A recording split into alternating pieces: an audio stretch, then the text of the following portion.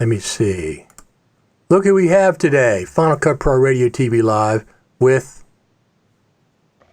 this guy over here from California. That's it. That's it. We both pointed in the right direction. Because I got to point backwards, of course. It's going to be counting down. Yeah, if you watch the internet, if you watch the YouTube, you're going to be off, completely off. So we got a hello from Jari Innanen from Helsinki, Finland. We got a hey there from this guy named Chris Fenwick. If you got somebody from Scandinavia. And then Lutz Man Cave Productions from Canada. So far, anyway. So, Chris, how's things going in California? California is always interesting when I come out there a couple times a year. What's your gas prices right now? Oh, gee. A friend of mine in Oklahoma just sent me a photo. He's paying $1.25. Yeah, we're $1.90.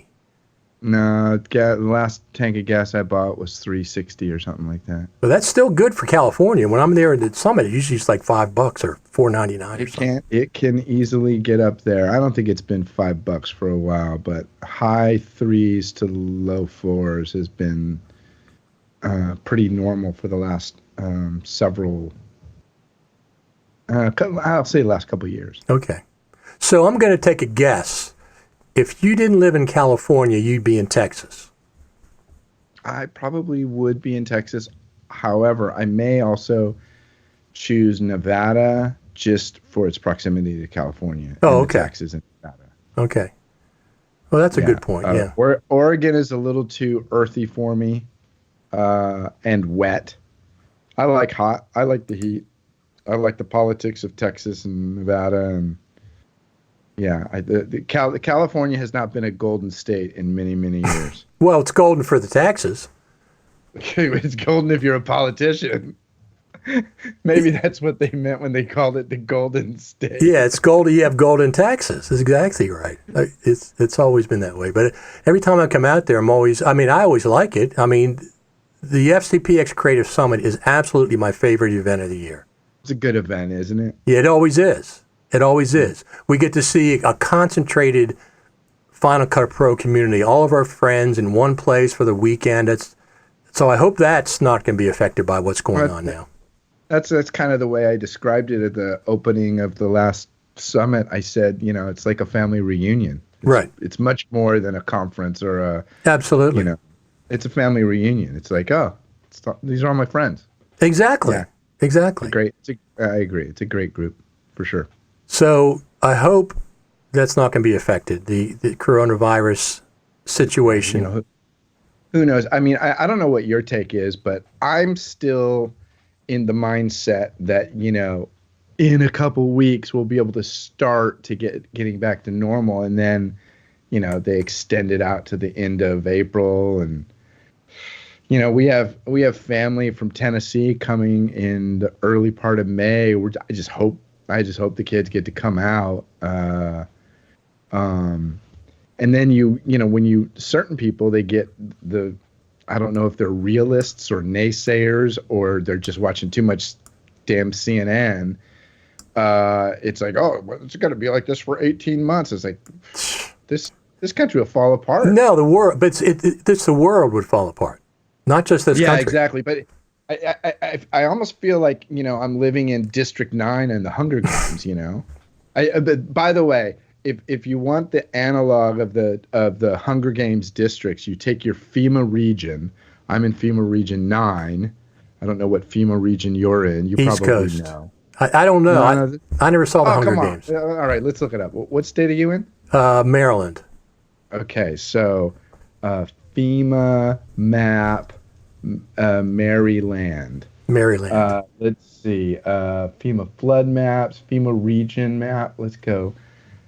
This is bad TV. Sorry. Okay, so here's the map. I am not. I think you're FEMA region 3. Well, there you go. You'll be District 3 in the Hunger Games. Well, that's fantastic. I've always liked archery, so that would be cool. So I don't know. I'm still under the maybe it's wishful thinking or whatever, but I have a feeling that in, now I guess a minimum of 4 weeks, that we will begin to get back to normal. I know that my wife, who is a medical assistant in a cardiac office, she had to go into the office. Her hours have been drastically cut back. She had to go in the office yesterday and today, and she was driving back into the Bay Area. She said there was a fair amount of traffic, and I go out for we call it Walking Dead supply runs, and there's a fair amount of traffic out. So it's not like everybody's completely cowering in place, but I moved one of the edit suites from Slice to my house. I'm blessed to have a spare room that I can set up in, and I don't hate it. I miss the office. I miss the rest of the people at Slice that we work with every day. But working from home isn't horrible. We haven't gotten into anything where we had to push a large hunk of data between here and there, and that's a whole thing. I mean, I really feel for anybody who holds a camera for a living, because that's just it's bad. And for the entertainment industry, it's next level bad. If you were working on a movie or a TV show, that's not going to come back for months. But don't you think that once it does come back, there's going to be overtime? Because these places film studios, Netflix, they're going to want to get these shows out. So there'll probably be opportunity. I don't know that they have that much in their budget that they can willingly take on 50% overtime in their production budgets. I think the crews will be asked to, get in, 15 setups a day instead of 10, but we're going to need to do that in a normal day, I see. I think lighting, I think the lighting department is probably going to feel it the hardest, because, lighting and camera, they're going to be asked to do more. I don't know. I think it's very possible that in 6 to 9 or 12 months, there's going to be just this gaping hole in, a lack of new content, because those were the delay of the COVID months. Right. I know that from a post-production, I have said this to everybody I know who ran a camera, bought a camera, owned a camera, who wanted to be a cameraman. And I've said this for over 20 years. The only reason to own a camera is to feed an edit suite. And that anybody who goes out and shoots for a day, if you shoot for a day, I'm cutting it for at least 3 days. So ask yourself, do you want to work 1 day a week or 3 days? Or 3 days, sure. And so, and yet, and because we see it all the time, I'm sitting there in an edit suite cutting away, and the camera crews will come back from shooting whatever, and they look at you with this disdain, like, I can't believe you just sit in that chair all day. You were here in the morning when I left. I go, yeah, but I'm going to be here tomorrow while you're home watching Oprah. So go figure. But, we've been really blessed in that, for one thing, we had a couple of jobs on the hard drives already. Okay, that's really good. That still need to be posted. And for the last week, I've been really cranking away on one of those. It's a lot of, motion graphics and blah, blah. But of course, that won't last forever. The other thing that's been a real blessing, we just signed a very comfortable PO for some of the design work that we do for one of our clients. And I do a lot of, kind of high-end branding type stuff. Right, so right. That still has to be done. So there's no reason why we shouldn't be doing that. Exactly. So you are in good shape. Now, myself, I've been working from home for about three years instead of driving into DC. And let me tell you something. Boy, am I glad I'm not riding in that Petri dish of a metro that, DC every day, because that would have been horrible. You cooped up with all those people for an hour, and it's not that it's a very clean metro. It's extremely clean, but still. Yeah, I rode the metro in the So yeah, I think I went to DC in I want to say 1980. I think it was like a junior or senior. No, you were here a couple years ago. Yeah, I didn't ride the metro. I was just there cutting something. Yeah,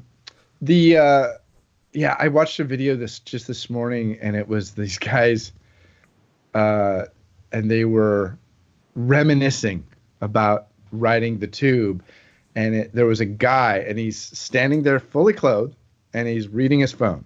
He's just standing, and he's standing in a glass shower.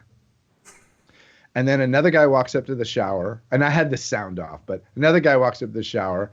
They open the door, they squeeze past each other, and then the second guy gets in the shower. The first guy leaves, but two more guys come running in, one guy with a suitcase, one guy with a newspaper, and they cram into this relatively small shower.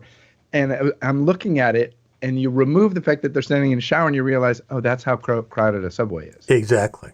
A big city subway like exactly. The Tube or New York, and so yeah, it is a petri dish. Yeah, no, it is. It really is. I mean, even though it's a clean, DC Metro is one of the cleanest metros I've seen because you can't eat on there. It's against the law to eat or drink with an open container on the metro. No coffee drinking, no potato chips. Yeah, now I'm not saying people don't do it, but I also have seen people arrested for it. I mean, on video, because somebody told them to stop doing it.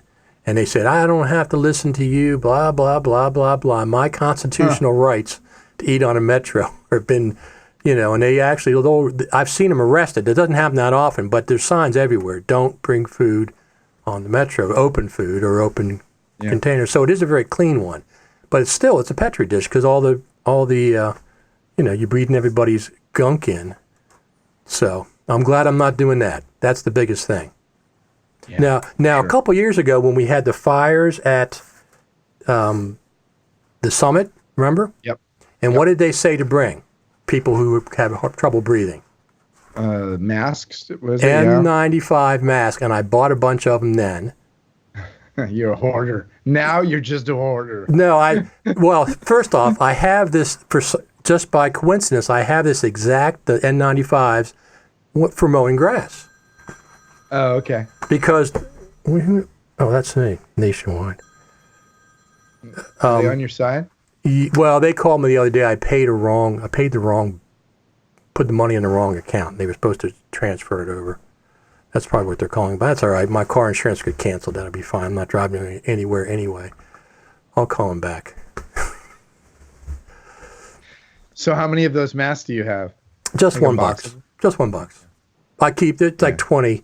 But the funny thing was, I never heard of the N95s until the summit 2 years ago when they said to bring them if you're for smoke. Yeah. So I brought a few in my thing and didn't use any because it wasn't that bad for me. And then this last time they're talking with these, I said, well, I have those. That's what it just happens to be what I get. Because when I'm mowing grass, I have a riding lawnmower, an acre and a half. It throws up grass dust everywhere and pollen everywhere. And I hate breathing that stuff in, so I wear them for that. But I know I have one box. So you and I were chatting before we decided to do this. We both got really sick this last winter. I was very sick. I was sick in late November, most of December, almost all of January with a little bit of time off. And then I got sick one more time in early February.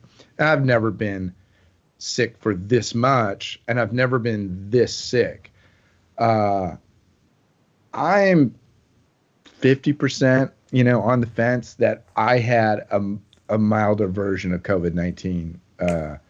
You were saying that you experienced a lot of the same symptoms, losing your taste and smell. Yeah, I lost my appetite for like 10 days, and I had shortness of breath, so much so that I went to the doctor on January the 14th, because I looked it up. That couldn't possibly be COVID, because the first case of COVID only came to the States on the 19th. No, listen. Why is it called COVID-19 and not COVID-20?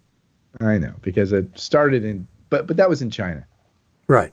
But there's no way you and I had it. No, I think you and I are both in agreement that I know that the CDC said that the flu season, the 2019 flu season started a lot sooner than normal. This Okay. is not flu. I get that. I'm not that stupid. You can call me stupid, but I'm not that stupid. I have a feeling that this has been around at least a month or two longer than we are being told. And I don't know that there's a nefarious reason for that. I don't think it's that. I just think, I don't know. But Right.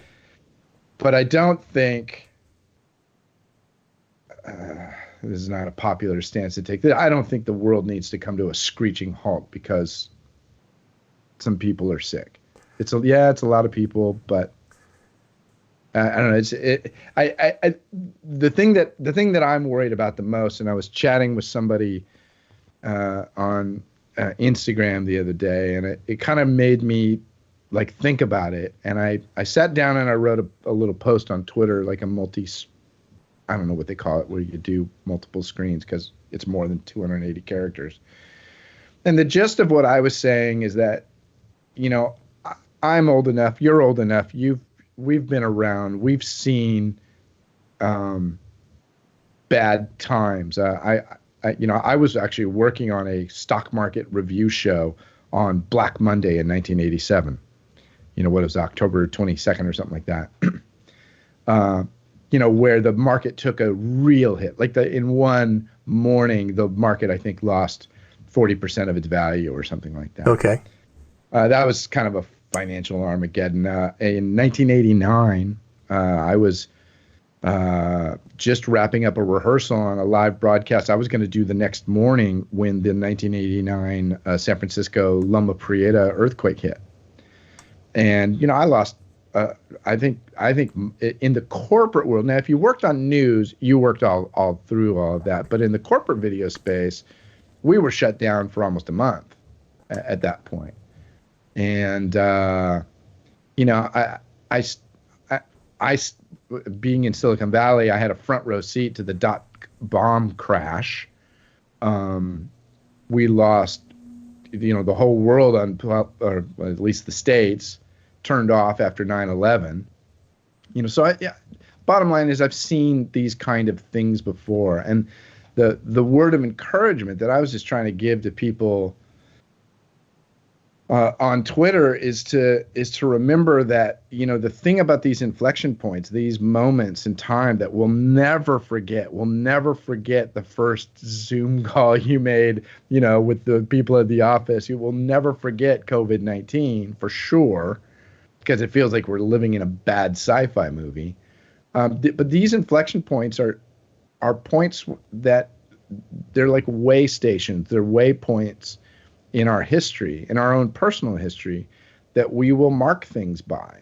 And, like I look at in 2001, the dot-com crash, that's when I decided I wanted to learn After Effects. And I, for weeks, sat at home, watched stuff on TV, and then was like, oh, that's kind of a cool thing. And I sat there and I tried to replicate it. And it was a seminal moment for me professionally. I came out of that much more skilled, but I took that opportunity to better myself. And Sure. I think Sure, absolutely. That's one of the main things as content creators or technicians or engineers or whatever we want to call ourselves that we want to do. I heard somebody say once, a true artist is going to write or paint or sing regardless of the paycheck. So if you're just making these videos for the paycheck and the lack of the paycheck means you stop making videos, you don't get to call yourself an artist. You're an opportunist. You have a skill that's marketable and you have found people to pay for it. But maybe you don't get to call yourself an artist. Right. There is absolutely a difference between somebody who's just pushing buttons and they don't have any real passion for it. They're just, it's a job to them versus somebody who likes to create things. I agree. Right. And so, you take this time and you can still create. You can still, this is the thing I've been doing the most of. I've made 3 of these in the last 2 weeks, these American flags over my shoulder. Is that wood burning? Is that wood burning? What is that? Well, it's strips of wood. I cut 1.5-inch strips of pine. I chamfer the edges of the stripes, and then I cut the union out of a wider plank. Okay. And the stars and the 1776 on this particular one, they're all done by hand with a Dremel. That's tedious. Oh, okay. Okay. Because I refuse to let a computer in my wood shop. So, that's stuff drives me nuts. So we got a comment from John Waters who says, "Are you guys going to talk about FCPX?" Sure, we are. We are. Yeah. You have to wait a couple minutes. What's your favorite editor, Richard? Yeah, me too. Okay, we covered that. We covered that topic. Well, we talked about. Let's just talk about the summit for just a second. So, what did you think of last year's summit compared to prior summits? Before we get there, okay. I just want to finish in this word of encouragement. I think it's important that we take this opportunity to expand, to learn. There are ways to do what we do. One of the things that we do in video production is we disseminate information. We take an idea, a thought, or a story, or a piece of motivation, and then we share it with an audience. And there are still ways to do that. I was just on Ben Consoli's show the other day, and I would recommend, I won't get into it here, but there's a whole workflow that I do that I've been doing for the last 2 weeks now. Well, actually, I've been doing it for several years, but it's been very advantageous in today's climate because of the COVIDs.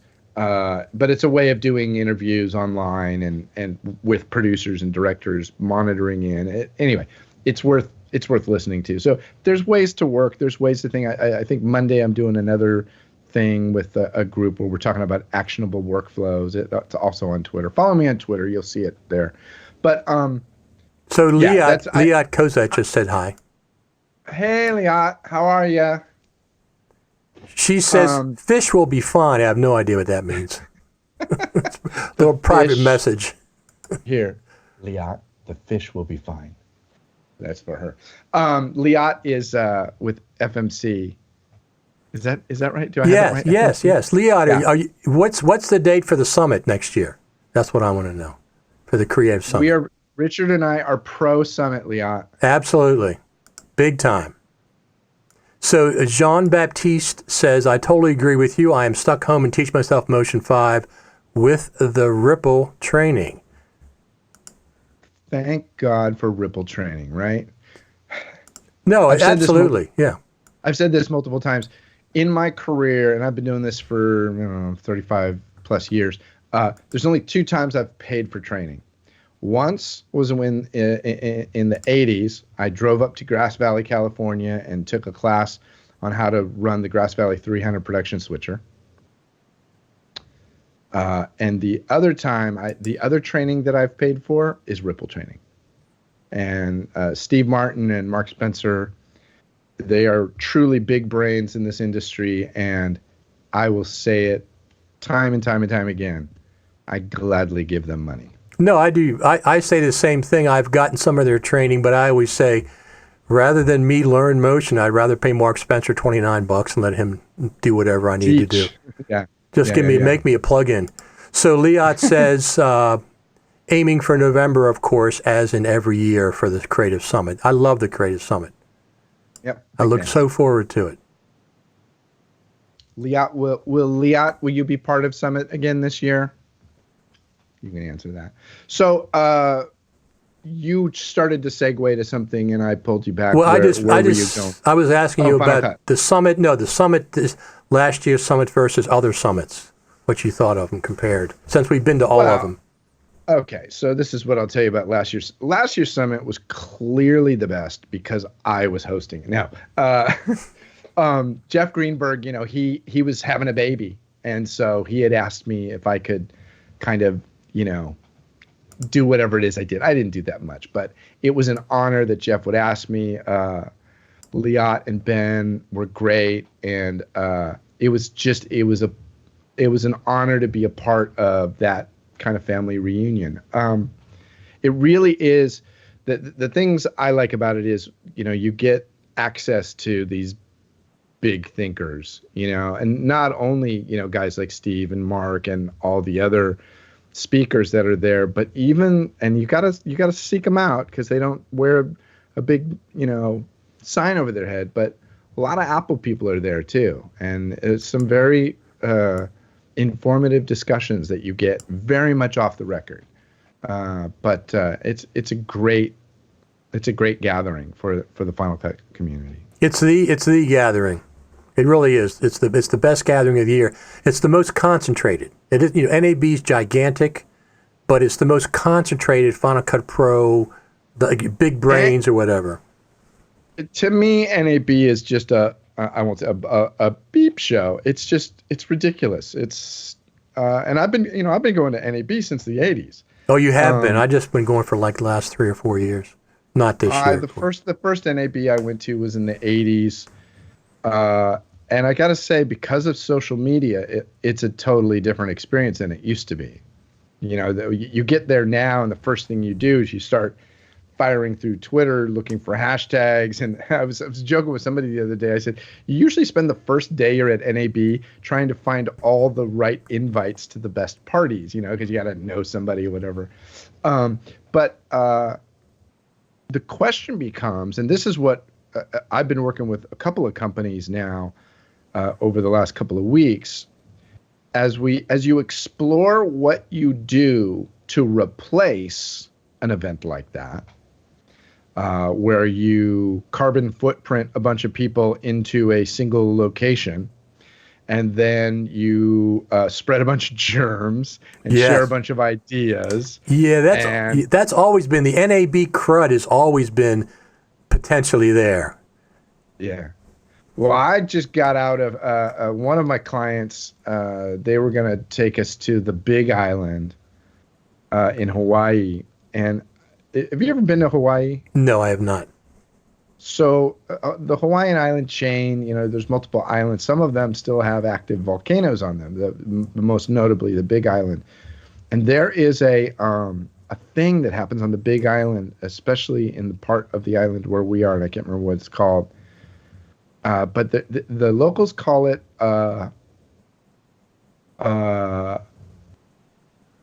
they call it VOG, not the log with an L, but just VOG, okay. V-O-G. Okay. And the VOG, it's like a fog, but it has a volcanic ash in it, actually. So you're breathing that in, and your eyes get red, and it changes your breath, and it's just awful. I don't know how people live like that, but it's a very common occurrence. In this particular part, it's sort of the northwest coast of the Big Island. Okay. Anyway, so we got a comment from Benjamin Broadbeck. He says, I'm translating video graphics into squiggly line languages. Then I'm listening to Fenwick and Taylor, doing it. Hey, guys. Hey, Ben. How you doing? So we have Ben? Yeah, oh, yeah. Yeah, I met him at the summit 2 or 3 years ago. Yes, absolutely. And so we have a different use for the VOG in Washington at the archives, Voice of God, right? Yeah. The people who introduce somebody from the back of the theater to not on stage. I got to do that for Michelle Obama. Now, the thing was, nobody wanted to do it. I said, I don't care. I wrote my little taglines, a little big intro, and I practiced them over and over and over again because you don't want to mess that up. First off, it's live. Second off, it's important. It wasn't that complicated, and I still have that piece of handwritten note there. Now, did her people have to approve what you were going to say, or did they tell you what to say? They told me what to say. Let me think, who was it? For her, it was the guy that was in charge of the gun running operation for Obama. What's his name? Whoever that guy was. I don't think the Obamas like to refer to it as the gun running operation, but that's the only way I can think of. You know who I mean. Holderman? Holder? No, Holderman was with Nixon. Okay, but I think it is like Eric Holder. Eric Holder, yeah. I think he was the one that was there, the handler. Gun running. Well, I couldn't think of how else. You and I are like-minded on that, but I don't think the Obamas actually called it gun running. Well, that's the only way I could remember him. Eric Holder. Yeah, I think he was the one. Yeah, they told me what to say and everything, and it's all really strict.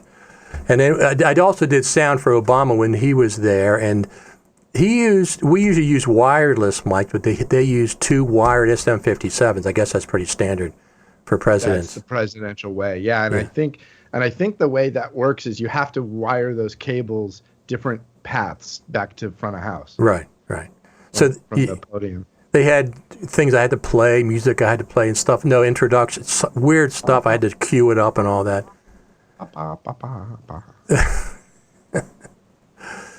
So Ben Broadbeck says, I approve. I'm not sure what that means exactly, but anyway, so everybody's kind of in the same situation. Most people are with this whole COVID-19 thing, and it's really out of our control as far as when we go back to work. The people can't control it. The one thing that makes it different, I want to talk to people about this, compared to 9/11, compared to the Kennedy assassination and stuff. This is a worldwide thing that we're all concentrated on. They're all concentrated on one thing, the entire world. When 9/11 happened, probably half the world didn't even care. Some of the world might have been happy, the people maybe that did it, they were probably happy. This is different because the entire world is focused on it. I compare this to the UFOs landing.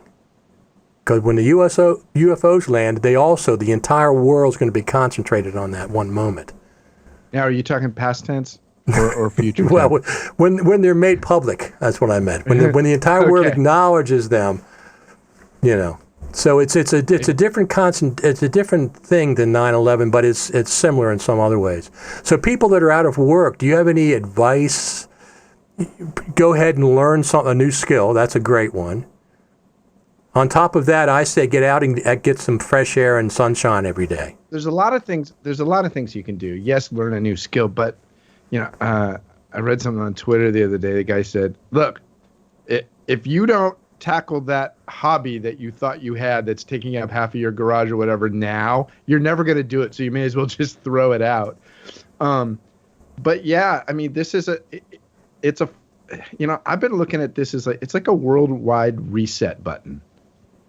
It is indeed. It really is. And it's really changing a lot of people's mindsets about, the importance of family and, like little kids that are like 5-6 years old now, they're going to remember this time as like, oh yeah, that's when my dad used to play ball with me in the house all the time.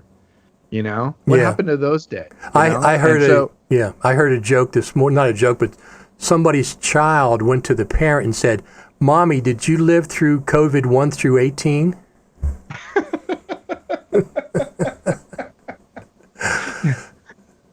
This is like Jaws 14 or whatever in Back to the Future. Yeah. No, but you got to take advantage of what you play the cards you're dealt with. Right. I think that's a saying, and this is the card that we have to deal with. The one good thing that could come out of this, one of the good things, is we're better prepared for something like this in the future. Hopefully, we learn from this event, and we don't have some of the same problems that we had this time. I would agree. And I don't specifically know for a fact. I'm not that smart. What problems we have had. There's certain things that you just can't plan for. Right. A lot of people like to say that, Trump shut down the part of the CDC that was supposed to take care of this. I don't think that's actually true. I think he folded it into the NHS. Right. Of course, it's not true. Or not NHS, but something else. Homeland Security. Yeah. Whatever. There's a whole lot of bad news being reported. What else is new? Exactly. That's what's been going on for quite a while. But let's don't get into politics for sure. Yeah. So yes, you need to play these cards that were dealt. Clean your desktop off, get to work Closets. and figure. Yeah. Yeah, I mean, you do what you can, and it's. I'll give you one example. I thought of this morning. I actually, like I told you, I actually have been working. I've been working a lot, and and I'm extremely blessed for that. I acknowledge that, but. I was thinking about that part of the reason why we have been able. So basically, what we did is we sort of tore apart our office, and everybody took some gear home, and we're working from home. And so we've been able to do it quite successfully without any, gaping holes. Mainly because we had good processes in place. We have good workflows that we have designed and implemented and practiced for ever. And it allows us to be able to do that. Not everybody has good workflows, and a lot of people are like, "Oh no, this is just the way I work. I'm way too busy to change to change anything." Well, guess what? You're not busy now. This is a great opportunity to really kind of rethink everything that you do. It may be even to the point of how you're invoicing and how you're keeping track of work. Do you? And this is kind of a general question to anybody who might be listening. How do people keep track of their hours for various projects that they're working on? What are the go-to ways that people do that? Because we've been using a tool called Harvest. I don't know if you've heard of this. No, I have not. Harvest is it's a service you got to pay for every user, and that's kind of a bummer. But So we got a comment. I have to go. Have fun. Keep safe. Edit something. That's from Lego or Yego. I don't know how to. We will edit things. We will have as much fun as we possibly can. Lago. So Harvest is this app that it's both a phone app and a website, but I have I don't know if I can show you this. So I can just push a button. Sure. I can just push a button for anything that I start working on. Okay. This was 6 different jobs that I was working on. This is just yesterday. Wow. And then so each day it keeps track of what you were working on. So I guess it was last Wednesday. There was a couple of different jobs that I worked on, but also part of what makes this doable is, we have a good way of naming our jobs and job numbers and keeping track of stuff. Right. That's always important. Absolutely. How many people are in your company, Chris? Slice. There's 4 people that are there every day. There's a few contractors that are there often. Okay. And then, depending on what kind of shows we're working on, we could have 15 or 20 contractors working at any given time, shooting and, producing things. But in the office on a daily, it's only 4 people. Okay. I mean, in all honesty, the core competency of the business is managing people, honestly, and production. So we do a lot of that. But keeping track of, as an editor, I'm constantly, I'll have somebody walk in and they go, there's a typo in a guy's lower third. We have to change it right now. Well, I have to track that. Sure. Whether or not accounting bills for it or not, that's not my responsibility. I just have to keep track of what I was actually working on. So I can stop working on one job and start working on another. And I think yesterday, of those 6 jobs I worked on, one of them was 5 minutes. So I don't know how they'll bill for that, but I got it. This way I can keep track of it. But anyway, those are all kinds of things that are good to implement in a slowdown period like this. Absolutely. It is. They are. If you're slow, yeah. Yeah, they are. So we got a comment here from Sedgwick Beasley. I started a personal project. I've asked people on my social feed, friends and family, to provide video of how they are spending time in self-quarantine to make, edit, and put together a video collage. So I've been working from home for about 3 years, full time, and then before that, I worked from home part time. And thankfully, my girlfriend Jane has been working from home for years, so we're lucky. We're lucky as far as that goes. Other people are, of course, much more difficult circumstances. Hopefully, we'll be getting some relief shortly. Do you have toilet paper? Yeah. 'Cause we're on one of those Amazon subscribe things. So it just came when it was supposed to before this all hit. So, oh, really? So did it come before? Has it come since everything hit? Probably not. But I always order extra of things that I use a lot of. Like, for example, right before this started to hit, like early March and stuff, I checked, not for toilet paper, but I checked for cat food because we have some cats, and I'm thinking, what if cat food ran out? I said, we can't have that, so we ordered extra cat food. But yeah, we're okay as far as that goes. Plus, different places are different shortages. I get up early in the morning, 6 a.m. to go shopping once a week, and I've always found toilet paper. Always. Really? Yes. Yes. I have not a lot. Ton of pictures. I have a ton of pictures of shelves that are just absolutely vacant. But that's later in the day.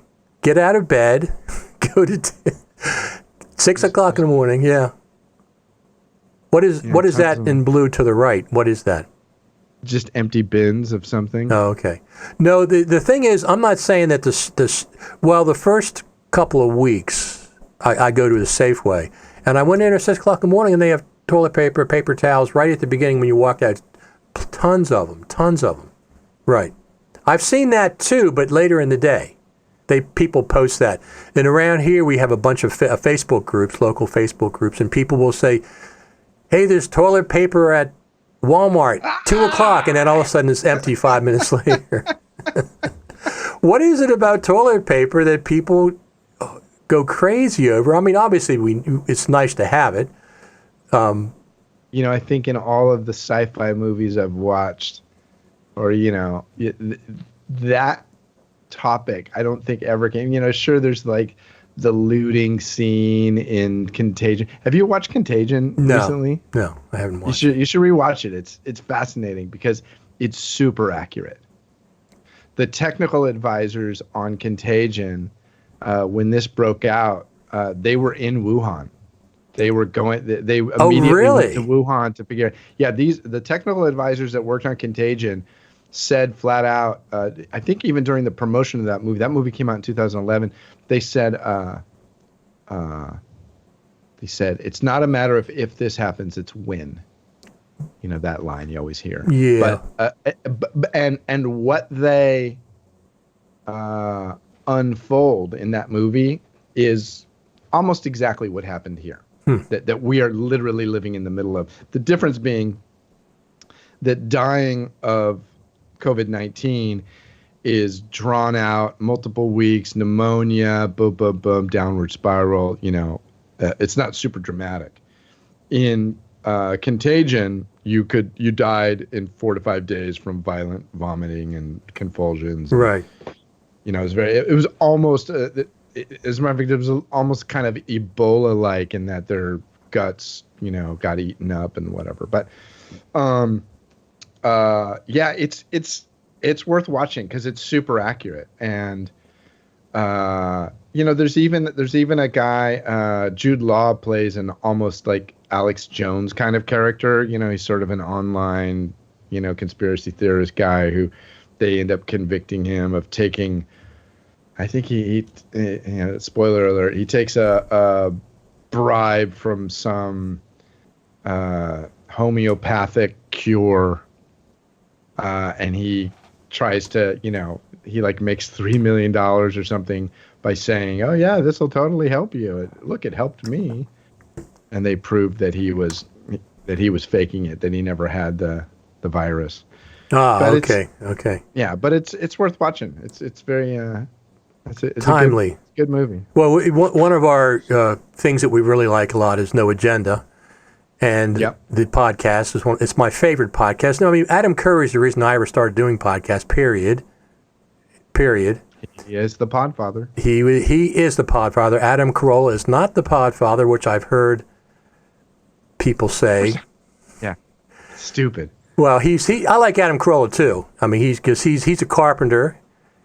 He's into boxing. Yeah, he came up as a carpenter. He's into boxing and stuff. So he's pretty blue collar, and he has some very good common sense things. But he's more like a radio show than a podcast, like a radio shows on the internet. I really like him.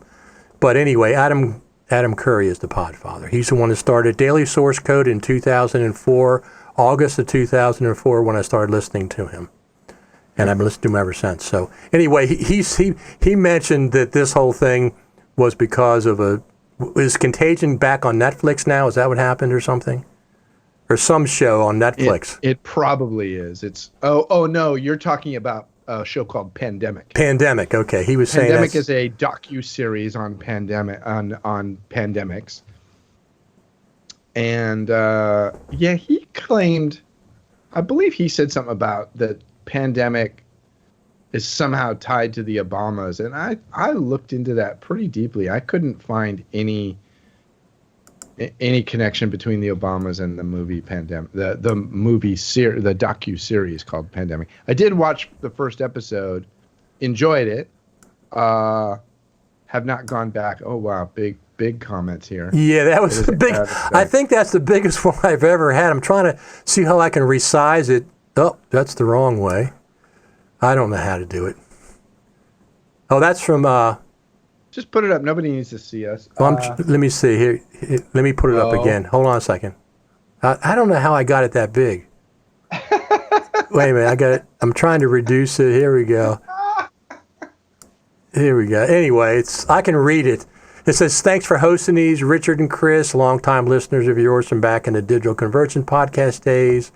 I'm a fellow ACT and Final Cut Pro Apple Certified Trainer. So what do you think about the Apple Certified Trainer? They dropped the training for Final Cut Pro, for Final Cut Pro 10.4 as of June. They've abandoned it. I did not know that. Maybe that's the end of Final Cut Pro. Maybe it was a 10-year experiment. No, I don't think it's the end of Final Cut Pro. However, usually there's like a year overlap with a new version before they drop the old version. This year they dropped the old version. They said they call it retiring it in June, and there's nothing to replace it yet. Now, one of the things it could be, and this is what I hope it is, it was a lousy program. They had a subcontractor running it. They were horrible. All us trainers... The training program. You're not saying Final Cut Pro. No, the training program. The training program was... The certified training... Okay. Was handed to a third party. Everybody hated them. They were lousy. None of the trainers liked them for years. We can be complaining about it. So I'm hoping they're just dropping that part of it. For whenever Final Cut Pro 10.5 comes out, I can't imagine Apple going forward with no official training program in place. I can't imagine that. Can you? Yeah, I can imagine it, and here's how. And preface everything I'm about to say is I'm just totally talking out of my ass. I have no idea what I'm talking about. I'm just an idiot with a microphone. So when you look at the history of Final Cut Pro 10, and you especially at the marketing, especially the first couple of years, every image on the Apple website of Final Cut Pro always depicted Final Cut Pro 10 in the simplest of user configurations. They didn't have any pull-out panels opened. The audio meters were small. They didn't have the index open. They don't have the all the, I can't remember what everything's called. All the little pull-out, pro more advanced features open. Because I believe that there was a concerted effort to say, look, easy, it's easy. Look, it even looks easy. Look at it. Look how easy it looks. You and I both know it's a very advanced application, and if you open up the rest of the panels and whatnot, there's plenty of controls to do everything that you can imagine. So maybe it is, maybe the theory is, well, we've made such a great, easy app to learn. We don't need all this certified training. There's no Apple certified training for text edit.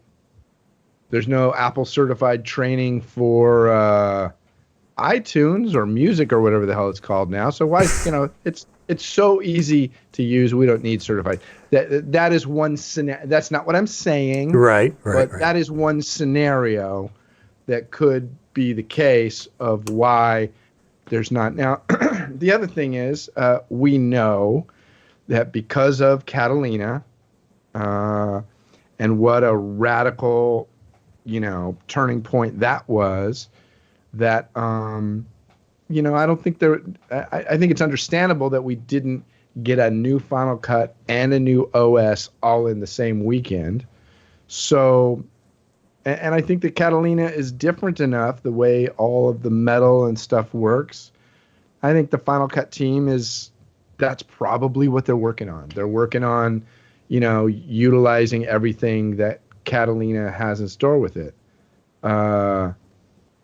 I did not know anything about the training thing. Well, but I will say that as a casual observer, I would say, oh, it looks like Apple's probably going to drop support for Final Cut 10 any day now because they're not offering certified training for it. In which case, I would say that's probably a bad position to put yourself out in, to put out to the public, and maybe you should fix that. Right. I think it's bad optics and it looks bad. And it could certainly be, somebody's going to lift a soundbite of what I just said for the last 5 minutes and say, Fenwick says Final Cut 10 is canceled. Right. Well, here's the thing. They've had certified. I don't even care about the certified. I don't care about that. I mean, just official training. I mean, Adobe has it. Avid has it. Resolve. Look, Resolve has extensive training for free on their website. I don't even mean the certified part. Yeah, there's a couple of things there. One, all of those apps are harder to use. They need the training. And there's also great training available for Final Cut. So maybe Apple's like, you know what, we don't want to teach people a bunch of old stuff. We are on the cusp of releasing 10.5. Take that old crap off the website. I will tell you this. It's an interesting anecdotal story. Several years ago, we were working on a piece for Apple. Hold on, I got a text coming in here. We were working on a piece for Apple, and we had shot a usability study at a guy's post facility. Okay. And he was saying, we love Final Cut Pro. It's awesome. And we had a bunch of shots of his facility, a dude at the computer working and a computer in the background or something. And we posted the piece and we put it up for Apple, to look at after coffee. You have a cough button. You have a cough button. I didn't see that in your picture. No. I'm just muting the Skype button. Oh, you're using the Skype button. Okay. Yeah. But the Apple contacted us and they said, well, all the computers in the B-roll are older computers. We were like, well, that's what he had in his facility. Oh, well, we don't sell used computers. Shoot all new B-roll. Did they pay you for both? Yeah, they paid for it, but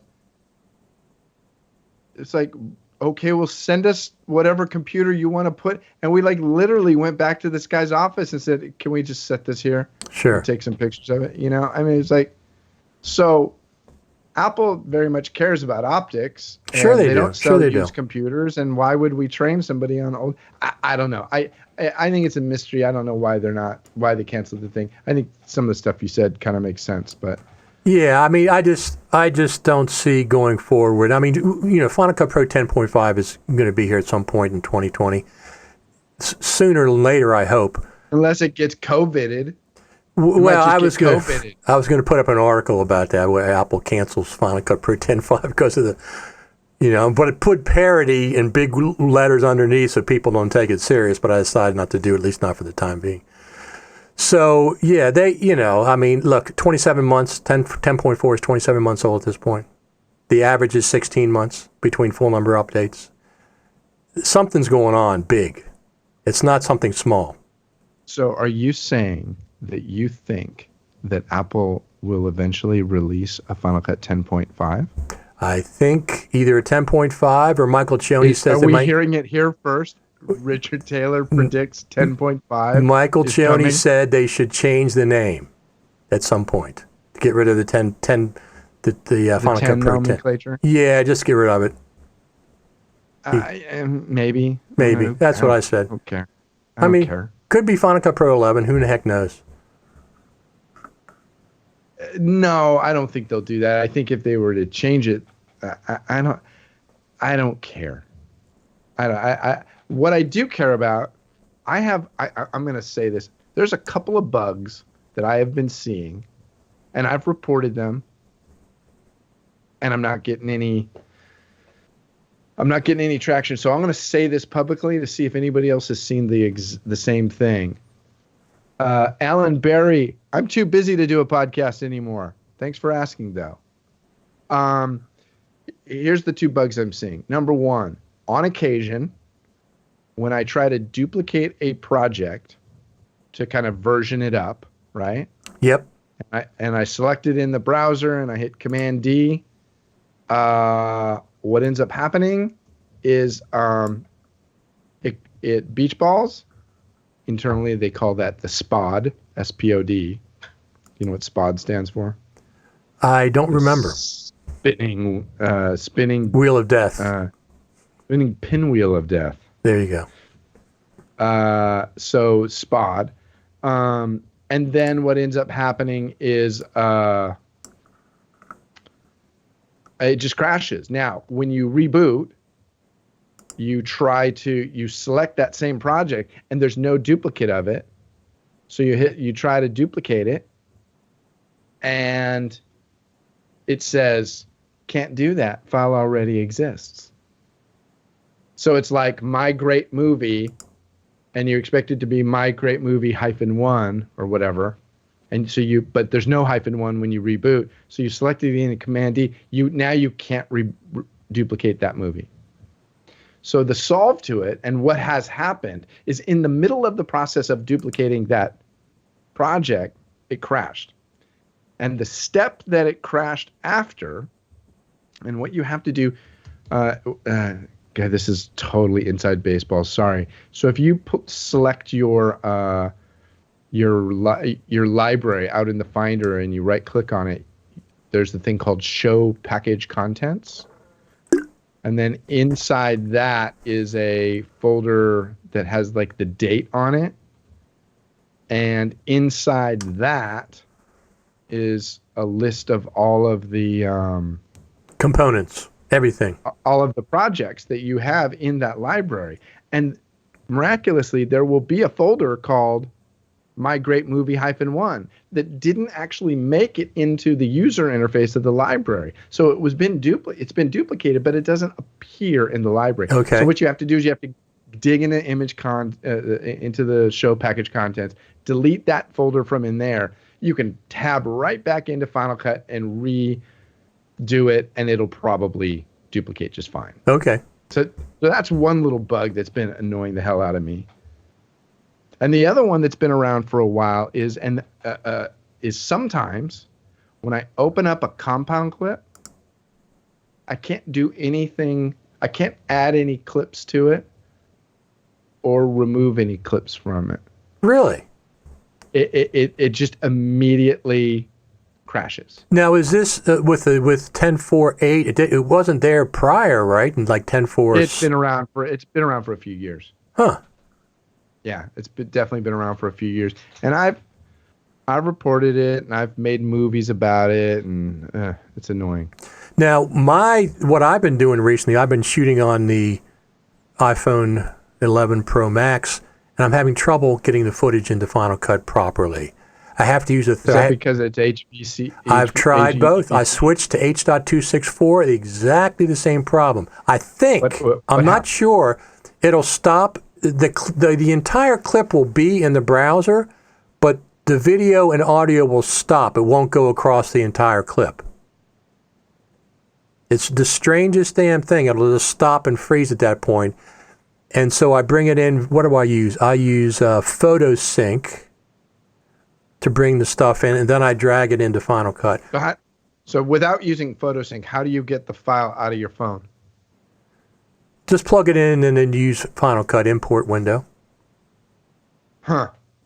And I think, I'm not positive, but I think it's because I'm scrolling through the clip while it's importing.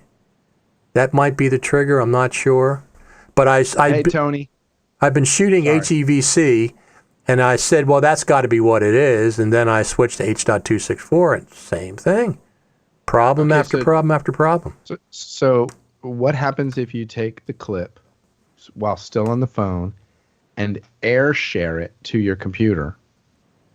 That's not a problem. And then just drag it in. So it seems to be an import problem. Right. It's not that the clip is corrupted. No, it's not. No. Thank God, because it happened to a lot of them. Okay, now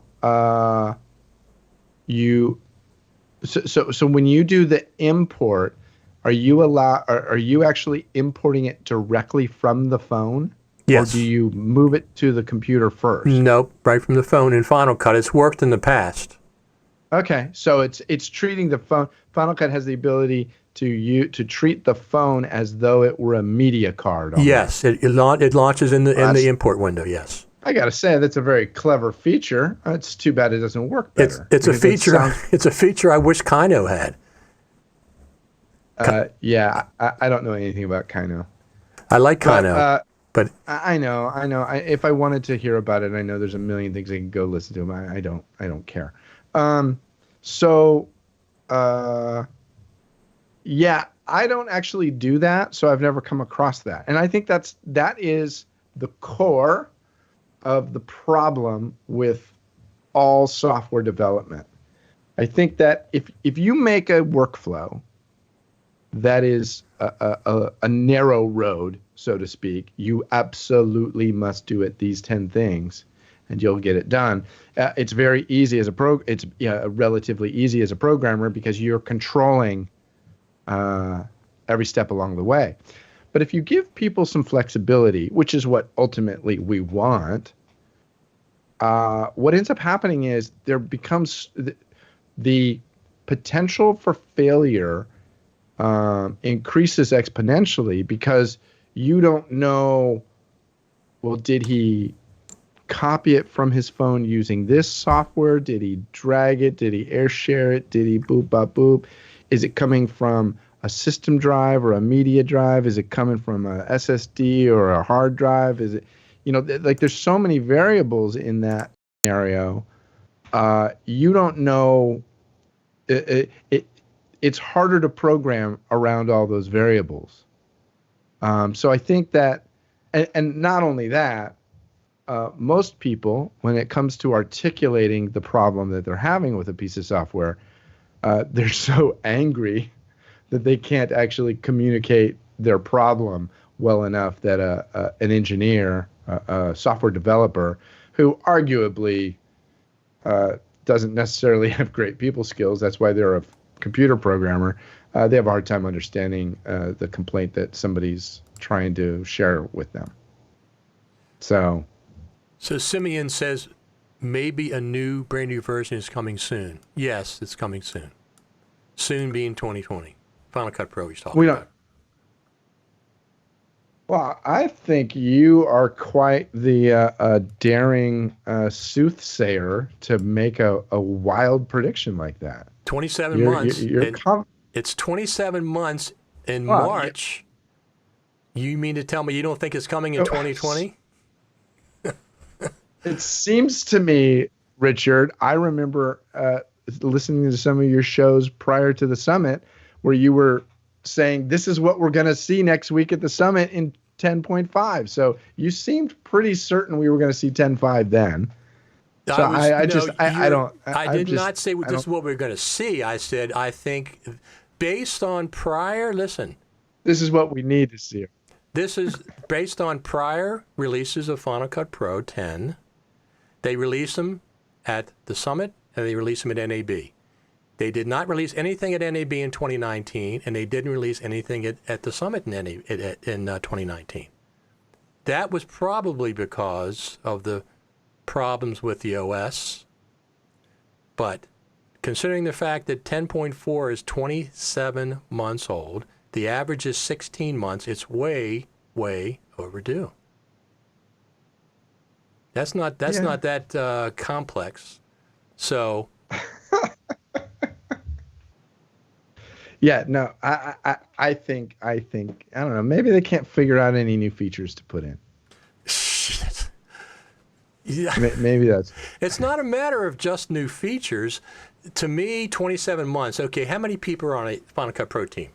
Plus or minus? A couple of dozen to 50? Would you say? You know what?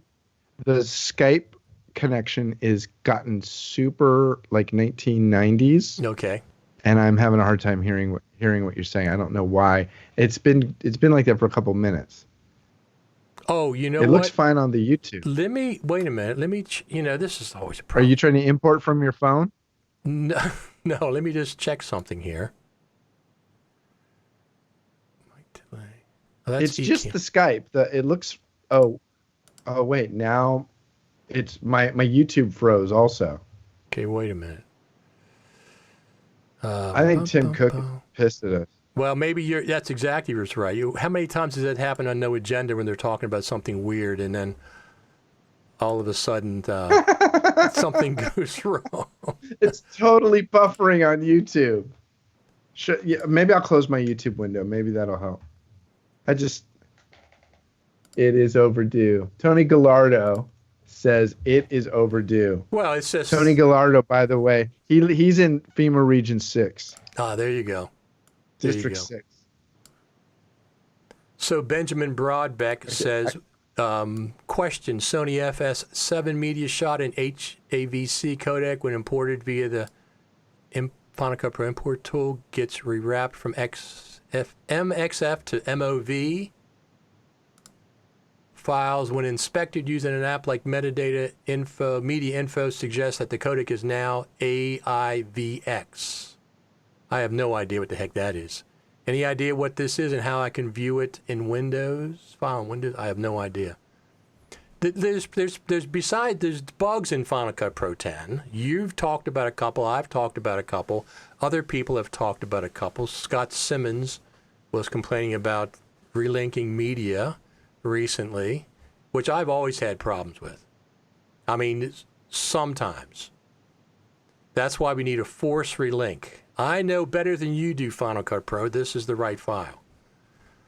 So it needs those kind of things, right? It needs bug fixes. I'm not even talking about new features, but what have they been doing for 27 months? The team. I think they moved offices. It worked that on the probably iPhone. Slowed them down a little. They're working on something big. Sometimes it's got to be. Sometimes when you move offices, you misplace something. Like, oh, where's that notepad that had all those things I was supposed to put in Final Cut 10.5? That's what I think. I think somebody lost a notepad. There you go. I don't know. I don't know. I do think that the delay is probably mostly Catalina. I don't disagree with that. I mean, that's what I think happened. Listen. But Chris, you actually think there's going to be a 10.5? Of course. Here's the thing, Chris. Remember, we were supposed to go to the spaceship campus, right? For 3 months, we're supposed to go to the spaceship campus. 2 weeks before, it was canceled by Apple. 2 weeks before at the Creative Summit last year.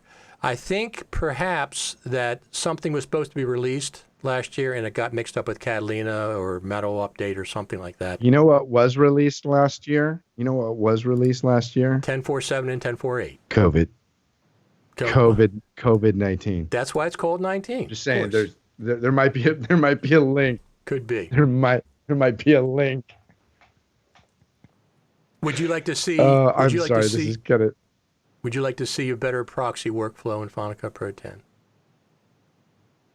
You know what I'd like to see in regard to proxy, and I've talked to Apple about this. I'd like to see proxy support an alpha channel. Okay. Can that be done in 8-bit, or does it have to be 10-bit? And I think that's possible with HEVC. That's what I was wondering. Was it 8-bit or 10-bit? Do you know? I don't know. I don't care that much. It's just proxy. Wow, that's a bad. Okay, so Ben Broadback took a picture off the stream and sent it to me, and it is an awful picture, Ben. Please don't do that. Please stop that. Awful picture of what? No, it's just me. Oh, okay. on this broadcast, sitting here at my desk. It's just a bad picture of me. No, I do think I believe HEVC has the potential of having an alpha channel. I could be wrong about that because I'm not that smart. But I would love to see. The only thing I need different in proxy, which would make it more useful for me to use it, would be proxy workflow, and that would include any piece of media that I have in my library. Oh, there's another thing I'd like to be able to do with proxy. I would, and this kind of goes along with the alpha. I wouldn't need it to support alpha if I could selectively proxy. Like I could say, I just want my camera footage from this camera, or maybe even all cameras, or let me say that a different way. I would like just my camera footage, if not possibly just one camera, and say proxy that and use that. But that's not the way it works. It proxies everything. All or nothing. And it may very well be, because this happens. Yeah, this happens to us quite often. You have some cameras and a bunch of B-roll, and the B-roll is not that big a deal. It's just normal HD, but these idiots shot it in 17K or whatever, and right. So I just want to proxy that. But nope, I got to sit around and wait around and proxy all the graphic elements that come in from wherever, or I wish you could selectively proxy. Absolutely. Those are my two proxy notes. How about just choosing something besides ProRes proxy for the codec, H.264 or HEVC, and how about resolution? You don't get a choice of any of those things now. Yeah, I think that. Hold on, I'm going to go to my cough switch here. I think that all falls back on the initial directive of I want to make this simple. So that seems like an advanced feature. I think if you wanted to, let's have an advanced tab on everything so I could get more granular. But then it goes back to what I was saying earlier about when there's too many options that could be changed, then all of a sudden... Well, you don't want to... There's a balance between being too complex, but being simple in itself is not necessarily something that I like. I mean, Logic Pro has an advanced preference pane. You can check things on and off. I'd like to see Final Cut do the same thing. So simple for people that want it simple, and if you want the options, you can choose the options. People a lot of times will say, I don't want that feature, I don't want this feature, I don't want B-RAW support. But that doesn't bother me for people that want B-RAW. Let them have B-RAW. I don't use it. But if they can fit it in there, let them fit it in there. I don't think that because I don't use something, it shouldn't be in there. I think, up to a certain point, some of these features are necessary, and I think advanced features would be great. The ability, Logic is also a pro app. They have them. So the way to make that, the way to get features added are, number one, you have to be able to clearly explain it. Yes. Its benefits. Yes. Its usage. Number two, it helps if a lot of people are saying the same thing. We know this from Apple talking and saying, you Absolutely. know, that they, you know, that they look at the amount of noise that any feature or lack thereof creates. But ultimately, it does have to fit within, you know, their directive, and they're gonna put they're not gonna let the thing go belly up. Now, I'll tell you an interesting story. Back in the late '90s, I used to contract with a company called Play, and they made a switcher. And it was more than a switcher. It was Play was a bunch of expats from New Tech, the early '90s New Tech, who left the company to go create this other product called Trinity. Carl Soule from Adobe used to be very high up at Play. That's where I met Carl, actually. So I was talking with one of the lead software developer, actually not one of, but the lead software guy at Play in the late '90s, and there was some feature I wanted, and I was saying, yeah, this is what it absolutely has to do, and he really schooled me, and there was two things that he said to me. He goes, number one, you, Chris, are what we in software development call the lunatic fringe. Okay, there's a bell curve of people here, and as the bell thins out at either end, you're the lunatic fringe. I know you think it absolutely has to be there, but trust me, there's very few of you out there. So for me to put this much resource into making that feature, regardless of how cool you think it's going to be, it's not worth it to me financially to spend that much research into doing that one thing. The other thing he said, and he told a very interesting story, and this goes back to New Tech in the mid '90s. So New Tech made the first video toaster, and one of the applications that shipped with the video, and I realize I'm going back 25 years, but bear with me. One of the things that came with the early video toaster card was an application called Lightwave 3D. And Lightwave was kind of the democratization of 3D rendering and modeling and stuff. It was quite accessible and whatever. A lot of people, I think, got into 3D because of Lightwave. And New Tech was very proud of the fact that through different relationships that they had, that they were able to get the effects team for a TV show called Sequest 9 or Deep Sequest or something. It was a sci-fi show set in the near future with a group of scientists on a submarine, and they had a talking dolphin because, you know, now you got sci-fi. Once a dolphin starts talking, you're clearly in the sci-fi category.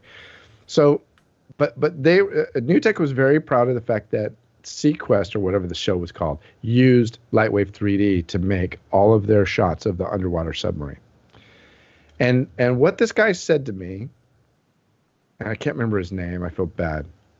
What he said to me is, he said, you know, what we learned developing Lightwave 3D in conjunction with Sequest was that if all we ever did was respond to every feature request that came from even our most prominent customers, what we ended up doing was making a piece of software that was uniquely qualified to rendering underwater submarines. But it was mostly good for that, because that was their biggest client, and they were so happy to be able to say, yes, Lightwave 3D is making a TV show, that they got completely sidetracked and they got pulled off of their mission statement. Okay? And what I learned from that conversation was, number one, that I am part of the lunatic fringe, and number two is that if a software development team isn't careful, they will get pulled off the path, and they'll get pulled off the path in a detrimental way, and it can happen very easily.